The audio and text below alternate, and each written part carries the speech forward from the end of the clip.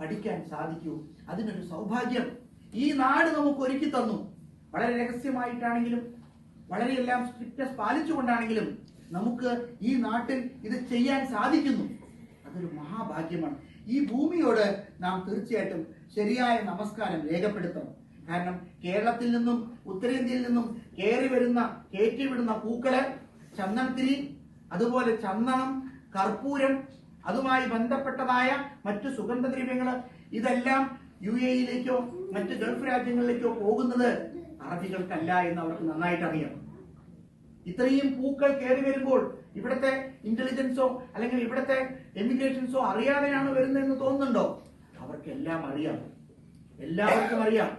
നാം ഇന്ന് ചെയ്തുകൊണ്ടിരിക്കുന്ന ഗംഗാജിയെ പോലുള്ള ആചാര്യന്മാർ നിങ്ങളെ പഠിപ്പിച്ചുകൊണ്ട് നിങ്ങൾ ആചരിച്ചു വരുന്ന ആ ഉപാസനയുടെ ഫലമാണ് ഈ രാജ്യത്തിന്റെ മുഴുവൻ ഐശ്വര്യം അതേപോലെ നിലനിൽക്കുന്നത്. അപ്പോൾ ഈ രാജ്യത്തെയാണ് നിങ്ങൾ സംരക്ഷിക്കുന്നത്. ഈ രാജ്യത്തെ സംരക്ഷിക്കാൻ നമുക്കൊരു അവസരം ഉണ്ടാകുന്നത് ഈ ഭൂമി വിശാല മനസ്ഥിതി ഉള്ളത് കൊണ്ടാണ്.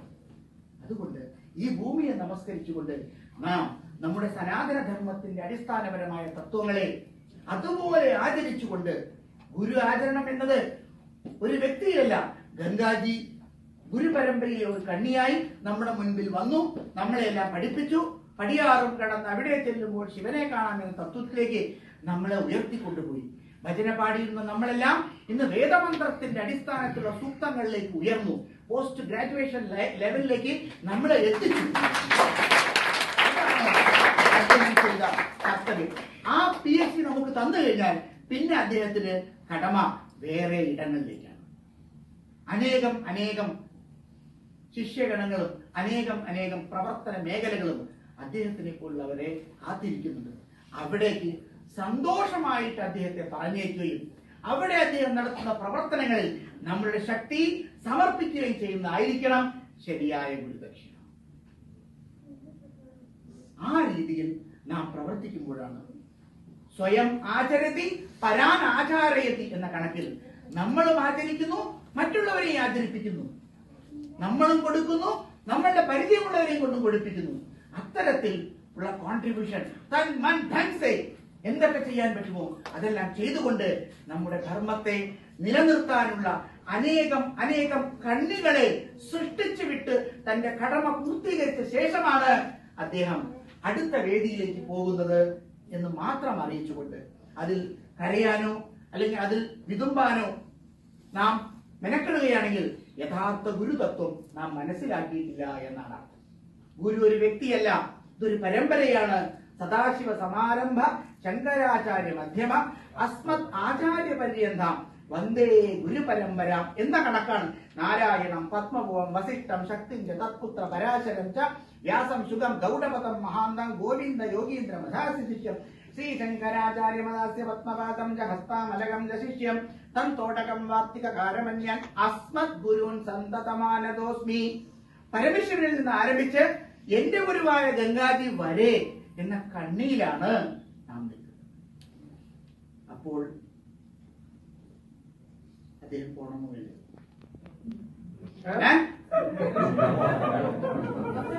അദ്ദേഹത്തെ തടയുന്നതാണ് നമ്മൾ ചെയ്യുന്ന ഗുരുദക്ഷിണ വിഭാഗം. അദ്ദേഹത്തിന്റെ ഡ്യൂട്ടി ശരിയായി ചെയ്ത് സ്വതന്ത്രമാക്കി നമ്മളെ സ്വയം ചിന്തിപ്പിക്കാനാക്കി കഴിവുള്ളവരാക്കി പോസ്റ്റ് ഗ്രാജുവേഷനിലേക്ക് ലെവലിലുള്ള ഉപാസകന്മാരാക്കി തീർത്ത് ആ കടമ നിർവഹിച്ചിട്ടാണ് പോകുന്നത്. ലോകത്ത് അമ്മയും മകനുള്ള ബന്ധം തകരാം, ഭാര്യയും ഭർത്താവായിട്ടുള്ള ബന്ധം തകരാം, അനിയനും ഏട്ടനും തമ്മിൽ തരാം. പക്ഷേ ഒരിക്കലും കണ്ണി പൊട്ടാതെ നിൽക്കുന്നത് ഒരേ ഒരു ബന്ധമാണ്. അതാണ് ഗുരു ശിഷ്യ ബന്ധം. ശ്രീരാമചന്ദ്ര പ്രഭു വിജയിച്ചത് വസിഷ്ഠ മഹർഷി ഉണ്ടായിരുന്നതാണ്. ശ്രീകൃഷ്ണ ഭഗവാൻ നാം പറയുന്ന 64 ദിവസങ്ങൾ ഇന്നടത്ത് പഠിച്ചു എന്ന് പറഞ്ഞാൽ അതൊന്നും അല്ല ശരി. 64 ദിവസങ്ങൾ സാന്ദീപനി മഹർഷിയുടെ പഠിച്ചിട്ടുണ്ടെങ്കിലും പിന്നീട് ശാസ്ത്രങ്ങളും മറ്റും ഉപമന്യു എന്ന മറ്റൊരു ഗുരുവിന്റെ അടുത്ത് പോയി പഠിച്ച ശേഷമാണ് പുറത്തിറങ്ങിയത്. നാം ഇന്ന് കാണുന്ന 64 ദിവസം പഠിച്ചു എല്ലായി അതൊന്നും അല്ല സത്യമായ. അതൊരു വാക്കാണ്.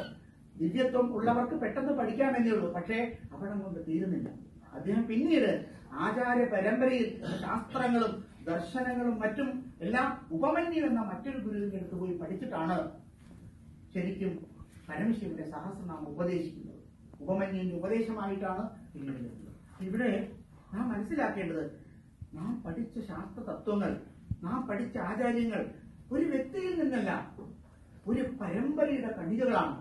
ആ പരമ്പരയ്ക്ക് നാം എന്തൊക്കെ ചെയ്യുന്നുണ്ടോ അതിനെ എല്ലാം തന്നെ സനാതന ധർമ്മത്തിന്റെ അടിസ്ഥാന നാഴികക്കല്ലുകളായിട്ട് കൂട്ടും.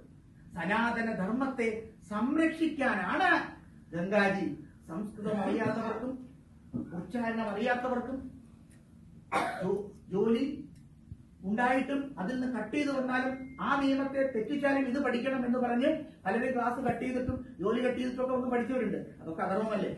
എന്നിട്ടും ഇത് ഉന്നതമായ ഒരു ലക്ഷ്യമായതുകൊണ്ട് ഇത് നടക്കട്ടെ എന്ന് പറഞ്ഞ് അദ്ദേഹം തന്റെ ചോര നീരാക്കി എന്നൊക്കെ പറയാം, വിയർപ്പാക്കി എന്നൊക്കെ പറഞ്ഞ് തന്റെ സമയം കണ്ടെത്തി അതിനെ കഷ്ടപ്പെട്ട് ഇരുന്ന് കരണ്ടി പഠിച്ച് എത്ര പുസ്തകങ്ങൾ അദ്ദേഹം പഠിച്ചിട്ടാണ് നിങ്ങൾക്കൊരു ക്ലാസ് എടുക്കുന്നത്. 10 മണിക്കൂറെങ്കിലും പഠിച്ചിട്ടാണ് 1.5 മണിക്കൂർ ക്ലാസ് എടുക്കുന്നത്.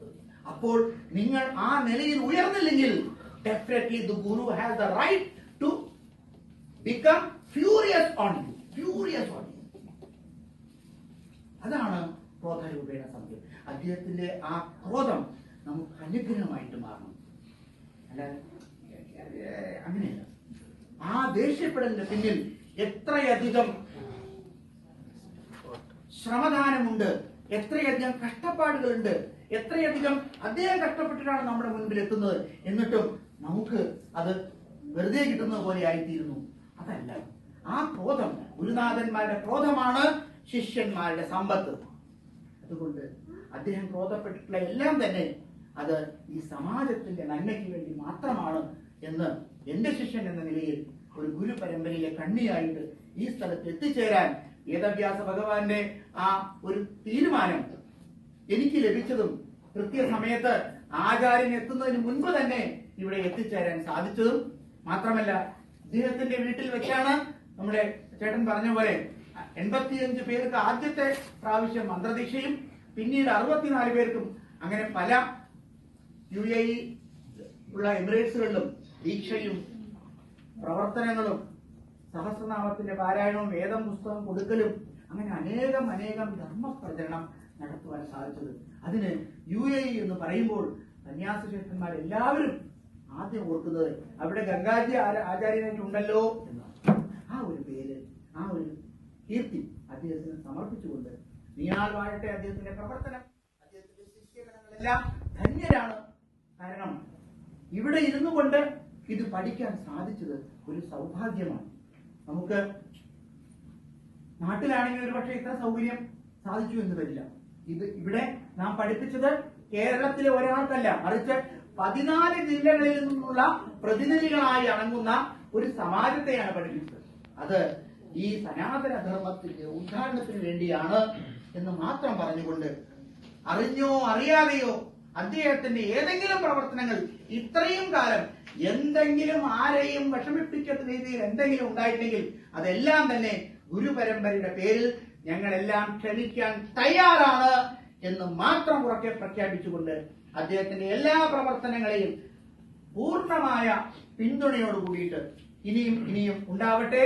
ഇതുവരെ ചെയ്ത എല്ലാ പ്രവർത്തനങ്ങൾക്കും പൂർണ്ണമായ നന്ദി, പൂർണ്ണമായ ആദരവ്, പൂർണ്ണമായ ബഹുമാനം. അതോടൊപ്പം ഞാൻ അദ്ദേഹത്തിന്റെ ഗുരുവാണെങ്കിലും അദ്ദേഹത്തെ ആദ്യമായിട്ട് അച്ഛ എന്ന് വിളിച്ചത് ഞാൻ ഭദ്ര ജനിക്കുന്നതിന് മുൻപ്. ഇന്ന് ഉഷാ മാതാജിയെ മാതാജി അമ്മയെ എന്ന് വിളിച്ചത് ആദ്യമായിട്ട് ഞാനാണ്. ആ പ്രിവിലേജ് ഉപയോഗിച്ചുകൊണ്ട് അദ്ദേഹം ആ ശാസ്ത്ര സിദ്ധാന്തത്തിന്റെയും 10 സൂക്തങ്ങൾ പഠിപ്പിച്ചു, രുദ്രം ചമകം പഠിപ്പിച്ചു, സൗന്ദര്യ ലഹരി പഠിപ്പിച്ചു, അതോടൊപ്പം സർപ്പസൂക്തം പഠിപ്പിച്ചു. മാത്രമല്ല ശ്രീമദ് ഭാഗവതം പഠിപ്പിച്ചു, രാമായണം പഠിപ്പിച്ചു, പല പ്രാവശ്യം ലളിതാ സഹസ്രനാമം പഠിപ്പിച്ചു. കൂടാതെ എത്രയോ പേർക്ക് റെക്കോർഡ് ചെയ്തു കൊടുക്കാൻ വേണ്ടി എത്ര പ്രാവശ്യം അദ്ദേഹം ചൊല്ലി എന്നത് എനിക്കറിയാം. ഓരോരുത്തർക്കും ഓരോ കാസറ്റുകൾ, അന്ന് CD സിസ്റ്റം ഉണ്ടായിരുന്നില്ല. അത് ആലോചിച്ച് നോക്കണം.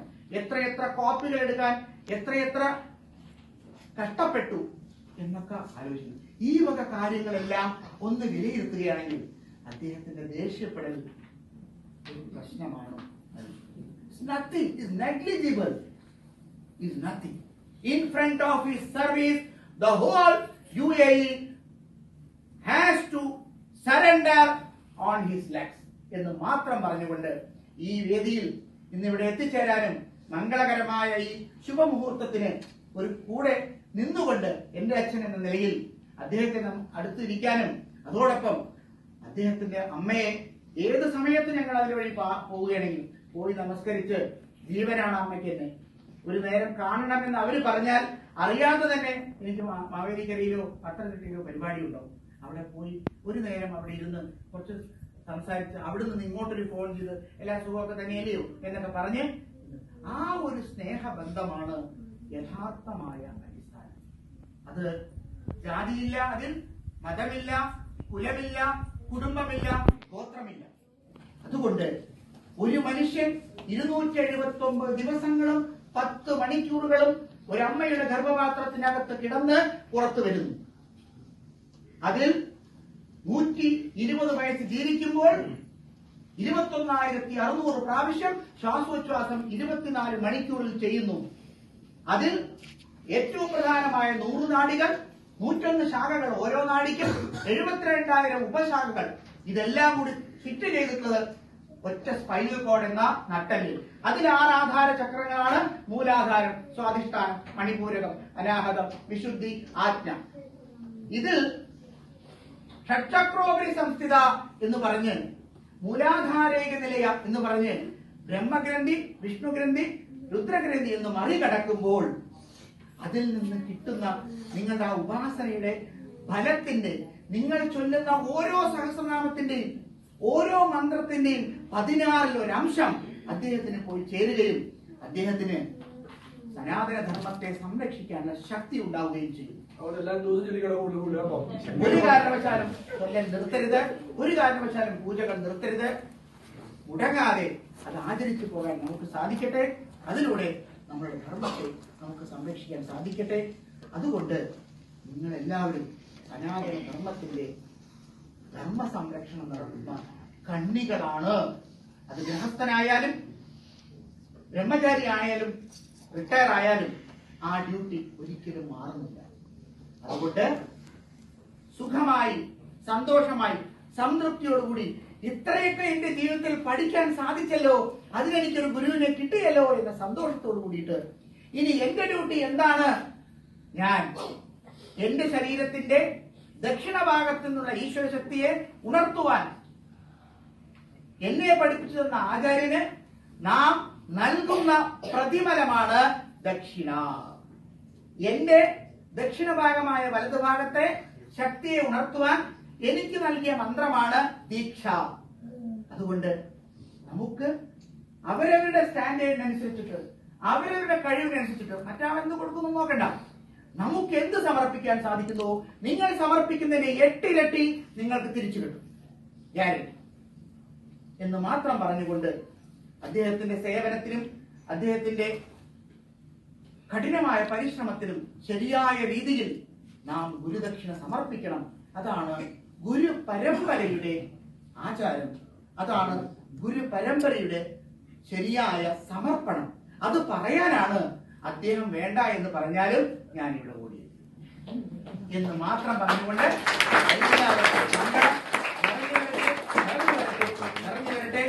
സാധിക്കാവുന്ന അത്രയും കാലങ്ങൾ ടീച്ചർ പറഞ്ഞവരെ നമുക്ക് 3 മാസത്തിലോ 6 മാസത്തിലോ അദ്ദേഹത്തിന് വിസ കൊടുത്തിട്ട് വരുത്താൻ ഒരു മടിയും ഉണ്ടാവില്ല, വരാനും അദ്ദേഹത്തിന് മടിയുണ്ടാവില്ല. അതും സാധിക്കും എല്ലാവരും ഒത്തുചേർന്നാൽ എന്ന് മാത്രം പ്രാർത്ഥിച്ചുകൊണ്ട് എല്ലാവിധമായ മംഗളാശംസകളും നേർന്നുകൊണ്ട് ഭഗവതി പരാശക്തിയുടെ അനുഗ്രഹം നിങ്ങൾക്ക് എല്ലാവർക്കും നിറഞ്ഞു വരട്ടെ. ആദിപരാശക്തി നമ്മുടെ വീടുകളിൽ ശ്രീദേവിയായി വിളയട്ടെ എന്ന് പ്രാർത്ഥിച്ചുകൊണ്ട് ഈ മുഹൂർത്തത്തിന് എത്തിച്ചേരാൻ ഭഗവതി എന്നെ അനുഗ്രഹിച്ചതിന് നമസ്തേ നമസ്തേ നമസ്തേ.